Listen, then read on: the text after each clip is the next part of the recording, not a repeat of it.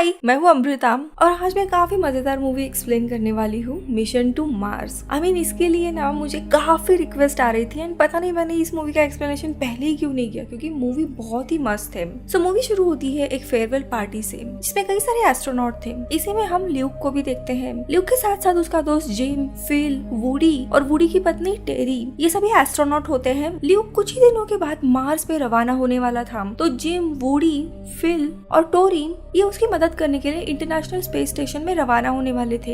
ये पांचों एस्ट्रोनॉट एक दूसरे के काफी अच्छे दोस्त थे। इस मार्स के मिशन में सबसे पहले तो जिम और उसकी पत्नी मैगी जाने वाली थी, लेकिन मैगी की हालत खराब होने लगती है, इसीलिए जिम इस मिशन से पीछे हट जाता है ताकि वो अपने पत्नी का ख्याल रखे। और कुछ ही दिनों के बाद मैगी गुजर जाती है। जिम का मानसिक संतुलन ठीक ना होने के कारण ये मिशन ल्यूक को दिया जाता है। ल्यूक और उसकी एक अलग टीम थी और ये लोग मार्स के लिए रवाना होते हैं और 6 महीनों के बाद इनकी टीम मार्स तक पहुंच जाती है। और रिसर्च के दरमियान इन्हें मार्स के साइडोनिया इस जगह पे सफेद कलर के काफी अजीब आकार दिखाई देते हैं। पहले तो उन्हें लगता है कि ये शायद बर्फ होगी, लेकिन इस एनवायरनमेंट में बर्फ होना पॉसिबल नहीं था। और ये सारी जानकारी वो लोग इंटरनेशनल स्पेस स्टेशन में भेजते हैं अपने बाकी साथियों को। आईएसएस में जिम, फिल, वुडी, टेरी ऐसे काफी उसके दोस्त थे। जिस दिन मैसेज जाने वाला था उस दिन जिम का बर्थडे था, तो ल्यूक और उसकी टीम उसके बर्थडे का विश उसे करते हैं और आगे वो जगह इन्वेस्टिगेट करने के लिए निकल जाते हैं। ल्यूक की टीम उस जगह पे पहुंचती है तो उन्हें वहाँ पे एक धीमी आवाज सुनाई देती है और अपने रडार से वो लोग एक सिग्नल उस सफेद पत्थर पे डालते हैं, लेकिन ये सिग्नल जाने के कारण अचानक से डिवाइस काम करना बंद हो जाता है। कई देर तक वहाँ पे पूरी शांति होती है और अचानक से काफी भारी तूफान आने लगता है। देखते ही देखते आसपास के सारे पत्थर उस तूफान में खींचे चले जाते हैं और दोस्तों ये तूफान बहुत ही बड़े पहाड़ में कन्वर्ट हो जाता है। ये चारों लोग हैरान होकर देख रहे थे कि अचानक से ये क्या हुआ, लेकिन दोस्तों तभी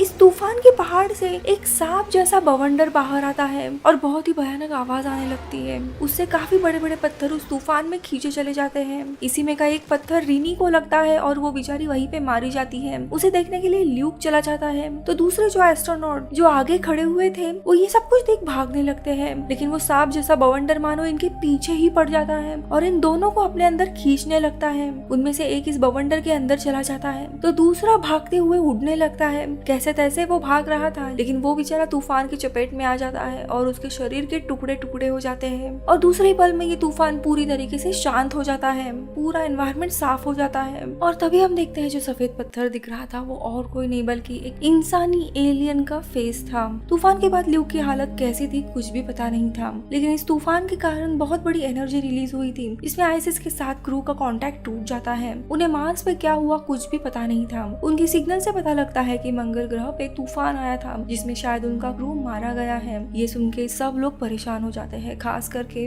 जिम, फिल, वुडी एंड टेरी, क्योंकि उनका दोस्त उनके साथ नहीं था। लेकिन ये लोग जब अपने दूसरे सैटेलाइट को कनेक्ट करते हैं तब उन्हें ल्यूक का एक विपत्तिजनक वीडियो मैसेज मिलता है, जिसमें वो बताता है कि एक खतरनाक तूफान ने उसके साथियों को मार डाला है। उसकी खुद की हालत भी काफी खराब है और रोते हुए उसका मैसेज डिस्कनेक्ट हो जाता है। अब इसीलिए ये चारों भी उसका रेस्क्यू मिशन प्लान करने का सोचते हैं, लेकिन उन्हें ये भी पता नहीं था जब तक ये मैसेज उनको डिलीवर हो रहा है तब तक ल्यूक वहाँ पे जिंदा भी है या नहीं। और इनके रेस्क्यू मिशन के लिए 6 महीने लगने वाले थे, इसीलिए रे यानी कि उनका हेड इस मिशन के लिए मना करता है, क्योंकि तब तक ल्यूक शायद जिंदा भी ना बचे। लेकिन फिर ये चारों भी रे को काफी समझाने की कोशिश करते हैं। अब ये सारी चीजें कैलकुलेट एंड एनालाइज करने के बाद रे इस मिशन के लिए राजी होता है और ये 4 लोग ल्यूक को बचाने के लिए निकल पड़ते हैं। अब सफर के दौरान एक दिन फिल अपने एमएनएम से एक डीएनए का मॉडल बनाता है और जिम को कहता है कि ये मेरे होने वाले गर्लफ्रेंड का डीएनए का मॉडल है। जिम हंसते हुए उनमें से कुछ एमएनएम खाता है और वो डीएनए का स्ट्रक्चर चेंज होने के कारण फिल नाराज हो जाता है उस पे। अब देखते ही देखते समय बीतता जाता है और इन्हें अब मार्स पे लैंड होने के लिए बस एक दिन बाकी था। ये लोग अभी मार्स पे लैंडिंग का सिमुलेशन शुरू करते हैं, लेकिन जैसे ही सिमुलेशन ऑन करते हैं अचानक से शिप के आसपास छोटे मेट्रॉइड घूम रहे थे। वो जोरों से शिप से टकरा के अंदर चले आते हैं और एक मेट्रॉइड फिल के हाथ पे लगता है और उसके हाथ से खून आने लगता है। यानी कि अब इनके शिप में होल पड़ गए थे, जिसके कारण शिप डीप्रेशराइज होने लगती है, यानी कि शिप का ऑक्सीजन बाहर स्पेस में जाने लगता है। इनके पास बस 4 मिनट थे ये होल फिक्स करने के लिए और ऑक्सीजन लेवल वापस ऊपर लाने के लिए। फिल के हाथ से जो खून निकला था वो एक दिशा में जा रहा था और वहीं पे पहला होल था। वुडी उस होल को बंद करता है तो दूसरा होल शिप के नीचे के हिस्से में था और वहां से फिक्स करना बहुत ही कठिन था, इसीलिए वुडी शिप के बाहर चला जाता है। जिम उसकी मदद करने के लिए शिप के नीचे के हिस्से में चला जाता है तो फिल शिप की एनर्जी बचाने के लिए पूरे सिस्टम को हार्ड बूट करने के लिए जाता है। देखते देखते ऑक्सीजन 30% पे आ जाता है, जिसके कारण जिम बेहोश होने लगता है। बाहर वुडी को एग्जैक्टली होल कहाँ है वो समझ नहीं आता और वो जिम की मदद मांगने लगता है। उसी दरम्यान टोरी भी जिम के लिए ऑक्सीजन मास्क लेके आती है नीचे के हिस्से में। वो जब ऊपर थी तो जिम उसे वहीं पे रुकने के लिए कहता है और उसको एक ड्रिंक का पाउच देते हुए कहता है कि इसके ड्रिंक को हवा में उछालो। वो वैसे ही करती है। जैसे ही ड्रिंक बाहर आता है उसकी बूंदे जहाँ पे होल है उसी दिशा में जाने लगते हैं, क्योंकि वहीं से सारा ऑक्सीजन शिप के बाहर जा रहा था। और वो ड्रिंक जैसे ही बाहर चला जाता है फ्रीजिंग एनवायरनमेंट के कारण वो बर्फ बन जाता है और वुडी को होल कहाँ है वो दिखाई देता है और वो जाके वो होल को बंद कर देता है और अंदर आता है। सिस्टम क्रिटिकल से बाहर आता है, लेकिन हम देखते हैं उन छोटे मेट्रॉइड के कारण जो बाहर फ्यूल पाइप था उसका काफी नुकसान हुआ था और इस बात से ये लोग अनजान थे। अब इनका मार्स पे लैंडिंग करने का समय आ गया था। वुडी फ्यूल सिस्टम अप करने के लिए जाता है, लेकिन पाइप का नुकसान होने के कारण सारा फ्यूल बाहर आने लगता है और एनवायरनमेंट में फ्रीज होके शिप के आसपास तैरने लगता है। जैसे ही जिम इंजन को इग्नाइट करता है, आसपास के फ्यूल में आग लगने के कारण शिप के पिछले हिस्से में बहुत बड़ा ब्लास्ट हो जाता है, जिसमें इनका इंजन भी टूट के अलग हो जाता है। अब ये लोग मार्स पे खींचे चले जाते हैं और कभी भी ये लोग क्रैश लैंड करने वाले थे। तभी जिम को याद आता है नासा ने सालों पहले रीसप्लाई मॉड्यूल मार्स पे भेजा था। उसके मदद से वो शिप लिंक करके लैंड करने का सोचते हैं, लेकिन रीसप्लाई मॉड्यूल काफी दूर था, इसलिए वुडी के कहने पर सब लोग रेडी होते हैं और शिप के बाहर आ जाते हैं। उन्हें रीसप्लाई मॉड्यूल दिखता है लेकिन वो काफी दूर था, तो वुडी खुद को स्पेस में लॉन्च करता है और एक वायर के जरिए रीसप्लाई मॉड्यूल को वो डॉक करता है, लेकिन उसका खुद का स्पीड ज्यादा होने के कारण वो खुद को रोक नहीं पाता और काफी दूर चला जाता है। अब सब लोग टेंशन में आ जाता है कि वुडी को कैसे बचाएं। सबसे पहले तो ये तीनों भी उसी वायर के सहारे रीसप्लाई मॉड्यूल को खुद को डॉक करते हैं। तो यहाँ पे वुडी काफी दूर जाने लगता है। ये देख के उसकी पत्नी टेरी उसे बचाने के लिए जाती है। वुडी टेरी को अपने पास आने से मना करता है क्योंकि टेरी के सूट में इतना फ्यूल नहीं था कि वो वुडी को बचा सके। वो बीच में ही रुकती है और उसी वायर के जरिए वुडी को पकड़ने की कोशिश करती है, लेकिन वो वायर कुछ ही फीट पहले ही खत्म हो जाता है। ये देख टेरी बहुत ही ज्यादा रोने लगती है। टेरी फिर भी उसे बचाने के लिए आगे आने लगती है। ये देख अपनी पत्नी को बचाने के लिए वुडी अपना हेलमेट निकाल देता है और वो फ्रीज होके मारा जाता है। अब ये देख के इमोशनल टेरी काफी रोने लगती है और वो वापस रीसप्लाई मॉड्यूल तक आ जाती है और ये लोग मार्स पे लैंड करते हैं उसके जरिए। अब ये लोग बेस कैंप तक कैसे तैसे चले जाते हैं, लेकिन वो पूरा खाली पड़ा था। जिस क्राफ्ट से लूफ आया था उसे टेरी आते ही रिपेयर करने लगती है। जिम शिप के अंदर जाता है और चीजें देखने लगता है। हैरानी की बात ये थी कि शिप के अंदर अभी भी ऑक्सीजन था। उसे आगे ग्रीन हाउस दिखाई देता है जो कि फुल्ली फंक्शनल था और वहाँ पे पानी भी था। वो किसी की आहट सुनता है, मानो उसे कोई मारने के लिए आ रहा है। वो पीछे मुड़ के देखता है तो वहाँ पे ल्यूक था। ल्यूक काफी डरा हुआ था और वो जिम पे हमला करने लगता है क्योंकि ल्यूक को लग रहा था कि ये उसका वहम है, लेकिन फिल आके उसे बचाता है और ल्यूक सारे मेंबर्स को देखता है।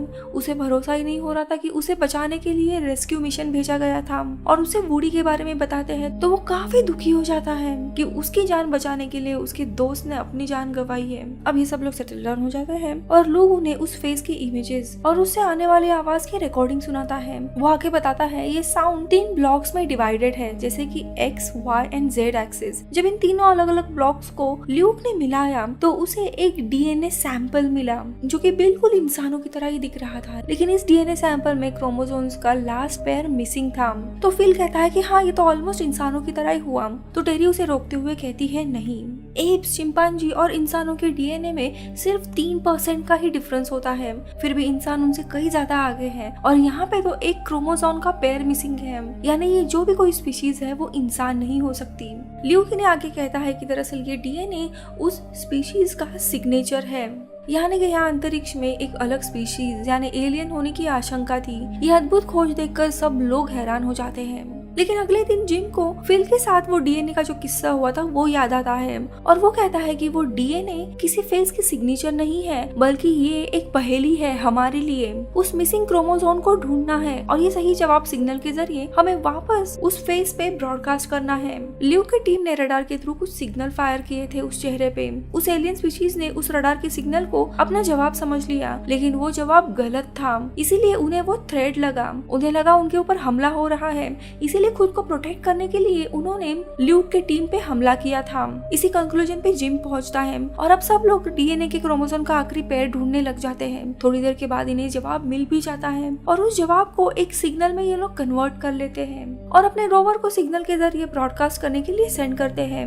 जैसे ही रोवर उस फेस के नजदीक जाता है वो सिग्नल ट्रांसमिट करने लगता है और थोड़ी देर में फेस के एक साइड का डोर ओपन हो जाता है। अंदर एक अजीब ही सफेद रोशनी थी। अब इन लोगों को उस चीज का इन्वेस्टिगेशन करना था, इसीलिए जिम, टेरी और ल्यूक उस रोशनी की दिशा में जाने के लिए निकलते हैं। तो फिल को ऑर्डर मिलती है कि 8 के करीब हम वापस आए या ना आए, उसे अर्थ के लिए वापस निकलना है और ये लोग वहाँ निकलते हैं। देखते देखते ये तीनों भी उस सफेद रोशनी के अंदर चले जाते हैं। जैसे ही ये लोग अंदर आते हैं वो दरवाजा वापस बंद हो जाता है। अंदर इन्हें अर्थ जैसा ही एनवायरनमेंट मिलता है, इसीलिए ये लोग अपने हेलमेट उतारते हैं और आगे जाके उन्हें सोलर सिस्टम का 3D प्रोजेक्शन मिलता है करोड़ों साल पहले का, जहाँ पे मार्स धरती की तरह दिख रहा था, पूरा पानी से भरा हुआ था और उसी समय ये जो एलियन स्पीशीज थी वो वहाँ पे रहा करती थी। लेकिन अचानक से एक बहुत बड़ा एस्ट्रॉइड मार्स पे टकराता है, जिसके कारण मार्स का पानी सूखने लगता है और वो पूरी तरीके से अनइनहैबिटेबल प्लैनेट बनता है। तभी वहाँ पे एक एलियन आ जाता है,